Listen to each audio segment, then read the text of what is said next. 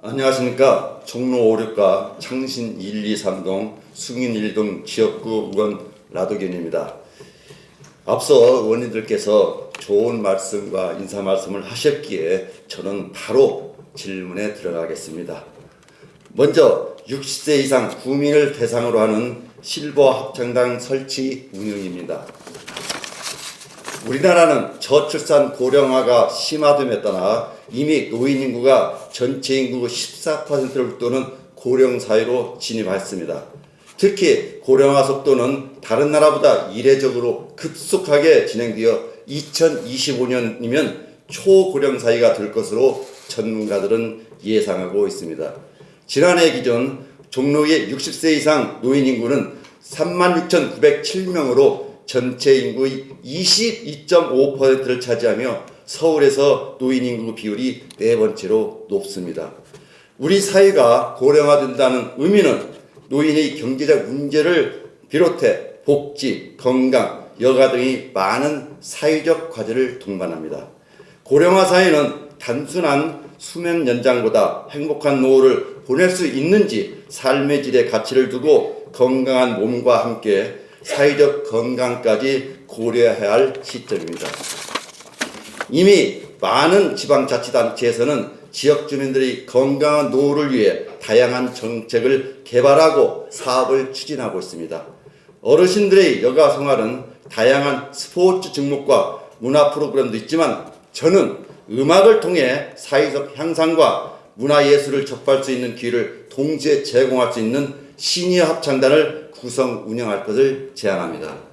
시니어 합창단은 현재 9개구 자치구에서 구립으로 운영하고 있는데 비해서 우리 구에서는 구립 합창단과 소년 소녀 합창단이 설치되어 운영되고 있습니다. 구립 합창단의 경우 재능 기부를 통해 지역사회에 봉사하며 종로구의 문화 발전에 이바지하고 있음에도 정년이 60세인 관계로 60세가 넘어서는 합창단 활동을 계속할 수 없는 상황입니다. 특히 현재 지휘자와 반주자를 제외한 단원 중 단원 20명이 있는데 이 중 3분이 금년에 정년인 관계로 내년부터는 더 이상 활동을 없게 되었습니다. 참으로 안타까운 일이 아닐 수 없습니다. 정년이 되었거나 정년을 맞이하게 될 단원들을 포함하여 특히 베이버 부머 세대가 은퇴가 본격화에 되었더라 음악을 사랑하는 지역 주민들을 대상으로 하는 실버 합창단을 운영한다면 그분들의 정서 함양은 물론 활기찬 노후 생활을 응원하고 지역 문화 발전에도 기여할 수 있을 거라고 생각합니다. 실버 합창단을 운영하기 위해서는 연습 공간 확보가 필요한데 다행스럽게도 우리 구에는 소년 소녀 합창단이 이용하는 공간을 활용하여 주간에는 실버 합창단이 이용하고 야간에는 소녀 소녀 합창단이 이용할 수 있는 장점이 있습니다. 9월 임시회에 관련 조례를 개정하여 예산 확보 근거를 마련하고 금년 중에 단원 모집을 하면 2020년부터 바로 운영할 수 있을 것으로 판단합니다. 이에 대한 집행부의 의견을 듣고 싶습니다. 다음은 창신초등학교 통학로 어린이 안전에 관한 것입니다. 집행부에서 지난해 아동 친화적 범죄 예방 환경 설계 용역을 실시하였습니다. 연구의 목적은 아동 범죄와 그 특성에 대해 지역적 특성을 분석하여 학교와 그 인근 지역에 적합한 아동 친화적 범죄 예방 환경 설계 방안을 마련하기 위해 실시한 것입니다.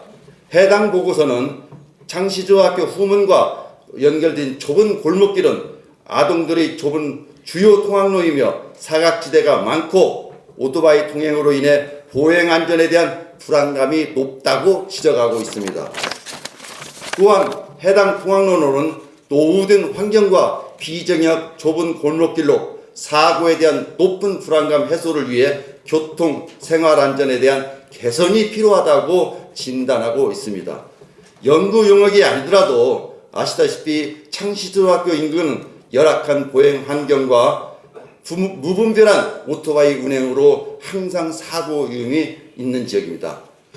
녹색 어머니의 어르신 봉사단 등 지역의 주민들이 아이들 등 하교 시에 통학 지도를 하고 있으나 차량이나 오토바이들은 아이들이 다니는 좁은 거리에 무단 주차는 물론이며 신호를 무시하고 내다들고 있는 실정입니다. 소중한 우리 아이들의 통학 환경 개선을 위해서는 연구 용역이 끝날 것이 아니라 이제는 실천이 필요할 때라고 생각합니다. 우리 구와 인접한 자치구에서는 의회, 경찰서와 협력하여 통학로의 어린이 안전사고를 예방하기 위해 관련 조례를 제정하고 수시로 불법 주차, 위험하게 운행하는 오토바이 운행을 단속하고 있습니다. 또한 안전패스 등을 비롯한 통학로 환경 개선을 위한 교통시설물을 설치하여 상당한 성과를 나타내고 있는 것으로 알고 있습니다. 본 의원에게 보낸 창시초등학교의 불안한 등하교를 해결해달라는 두산 아파트의 민원을 읽어보겠습니다. 민원의 내용입니다. 해마다 어린이 보호구역에서 숨지거나 다치는 아이들이 전국적으로 500명이 넘습니다. 어린이 보호구역 내 교통사고도 2018년 서울시에서 77건에 달하고요. 어린이 보호구역 중에는 통학로로는 아이들의 안전과 가장 밀접한 환경입니다. 저희 종로구 관내 초등학교 중 대다수 학교의 통학로가 위험에 그대로 노출돼 있어 학부모들의 불안감과 염려가 적지 않습니다. 특히 창신초등학교는 최근 서울시의 도시교통실 보행안전과의 어린이 보육국 내 발생사고 300가지 중에 하나로 포함돼 안전진단 및 맞춤형 개선 시 일괄 설계 방식 대상지로 선정될 만큼 스쿨존인지 전혀 알 수 없으며 표지판도 잘 보이지 않고 미끄럼 방지 포장도 벗겨져 이곳이 스쿨존인지 전혀 알 수 없습니다. 보행 환경도 좋지 않은데 스쿨존에서 속도를 규정을 무시하는 차량과 오토바이도 많아 위험천만한 지경입니다. 통학학생이 많은 후문은 안전 펜스는 설치되어 있지만 인도가 좁고 보도를 피해 차도로 등교하는 위험천만한 일이 매일 발생하고 있습니다. 어린이 보호구역이 스쿨존 사고 다발지역 및 보행사고 주의구역이 된 지경에 이르렀습니다. 급기야 지난 5월 22일에 학부모들과 주민들이 스스로 안전한 통학로 확보를 위해 직접 방법을 찾고 대책 마련을 촉구하는 지경에 이르렀습니다. 종로구청에서는 이와 관련하여 어떤 예방책과 계획을 갖고 있는지, 또한 어린이 종로구 아이들의 안전에 관하여 서울시 교육청, 해화경찰서와 어떤 합의를 진행하고 있는지, 근본적으로 안전한 통학로 확보와 안전한 등하굣길에 대한 해결책을 갖고 있는지 답변해 주십시오. 감사합니다. 이상과 같이 두산 아파트에 거주하는 학부모와 주민들이 통학로 안전 확보를 간절히 원하고 있습니다. 본 의원이 해당 주민들과 함께 협의한 바 주민들의 의견을 보면, 첫째, 등하굣 시간에 교통정지를 해주십시오. 둘째, 녹색 어머니 활동에도 불구하고 차량이나 오토바이 운전자들이 전혀 통제에 따르지 않아 효과가 없으니 경찰 또는 직원을 배치해 주십시오. 셋째, 각종 표지판과 불법 적치물을 정비해 주십시오. 넷째, 불법 주정차를 집중 단속해 주시고, 다섯 번째, 차도와 인도를 확장해 달라는 간절한 내용이었습니다. 본 의원이 현장을 가서 확인하고 우선 차 보도 개선 사업에 앞서 이를 일부라도 해결할 수 있는 방안을 제안합니다.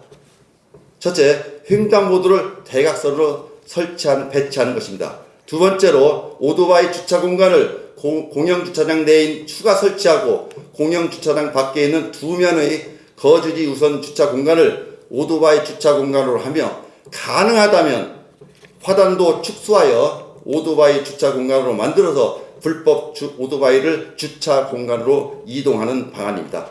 세 번째로 차량과 오토바이가 무단 주차하지 못하도록 현재 설치되어 있는 반복용 CCTV를 주차 단속 겸용 CCTV로 바꿔서 지속적이고 엄격한 단속을 실시하는 것입니다. 하루속히 학생들이 마음 편히 학교를 다닐 수 있는 거리를 만들어 주시기를 바랍니다.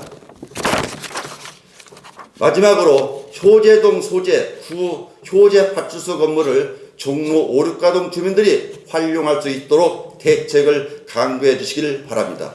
구 효제파출소는 1939년 효제동에 사시는 유지 후원으로 영건평 20평 2층 건물로 지어 사용하다가 1979년도에 국가 예산과 주민 부담으로 지하 10평, 1층 16평, 2층 16평, 연거평 42평을 신축하여 지난 2015년 12월까지 효제파출소로 이용하다가 효제파출소를 신축 이전함에 따라 현재는 3년 동안 빈 건물로 방치되고 있습니다. 본 의원이 파악한 바로는 구 효제파출소 건물은 위에서 말씀드린 바와 같이 국가 예산과 주민 부담으로 지었으나 토지는 분명히 개인 소유임에도 불구하고 해화경찰서에는 소유자를 파악할 수 없어서 어떤 법적 조치를 취하지 못하고 화면을 통해 보시는 바와 같이 청사 내부를 들여다보면 먼지와 쓰레기가 쌓여간 채로 지금까지 방치되고 있습니다. 이렇게 방치된 자원을 그대로 두면 되겠습니까? 아닙니다. 이 건물을 종로 5, 6가동 주민들이 활용할 수 있도록 조치를 취해야 할 것입니다. 이 건물 용도로는 리모델링을 통한 마을회관 또는 방범대원 초소와 새마을 지도자 분녀의 사무실과 연막소음 돕기 및 기타 자재 등 창고 등으로 활용할 수 있을 것입니다. 해화경찰서에서는 구 효제파출소 건물에 대하여 활용 계획이 없고 보유할 실익이 없어서 국유재산법에 따라서 기획재정부로 이관할 계획을 갖고 있습니다. 구청장님께서는 해화경찰서장과 긴밀한 논의를 통하여 방치된 구 효제파출소가 기획재정부로 이관되기 전에 우리 구에서 관리할 수 있도록 강구하시어 종로 5, 6가동 주민의 염원을 해결하여 주시기를 바랍니다. 장시간 경청하여 주셔서 감사합니다. 이상 질문을 마치겠습니다.